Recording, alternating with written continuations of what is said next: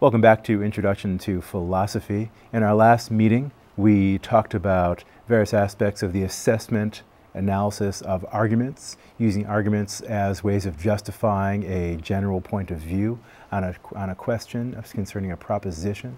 And today I want to apply that methodology to our first major topic of this course, namely theism, or the existence of a greatest conceivable being. So today we'll be getting our feet wet in the first major topic of our Introduction to Philosophy course. And to start out with that, I want you to think of the idea of God.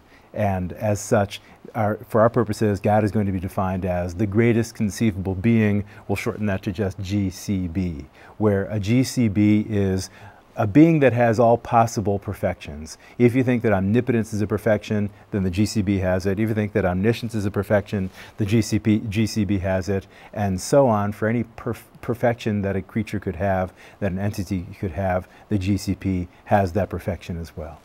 Now, that being so defined will only correspond imperfectly to deities that are posited by various of the famous world religions. So is there anything in the Hindu tradition, or the Zoroastrian tradition, or the animist traditions of various North American Native Americans, for instance, that correspond to a GCB? Well, to some extent, yes, and to some extent, no. I'll be talking about the GCB as an abstraction from lots of different religious traditions, focusing on that one particular general idea, and then you can think about how to apply it to those cases that interest you mostly, see how well that applies to the things that are of concern to you.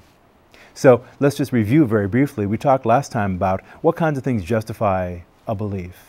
And we distinguished among theoretical justifications that give evidence for the truth of a certain proposition, pragmatic justifications that try to show that belief in a certain proposition is in one's best interest, and moral justifications that try to show that belief in a certain proposition is somehow morally obligatory. We also talked about how arguments are sets of propositions that start out with a series of premises trying to establish the truth of a conclusion. We talked about how to assess an argument in terms of both validity and soundness, and we talked about various ways in which arguments can fail because of committing one or another kind of fallacy. Now we're ready to apply some of that technology to the assessment of arguments concerning the existence of a greatest conceivable being.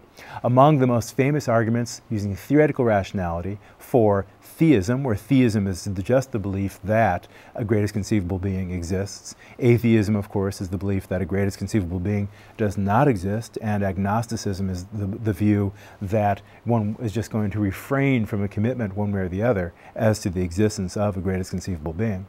By way of theistic arguments, some of the most famous are the argument from design, the cosmological argument, the ontological argument, and on some readings of certain philosophers, you might also feel that there's an argument from morality that tries to show that the existence of morality somehow proves the existence of a greatest conceivable being.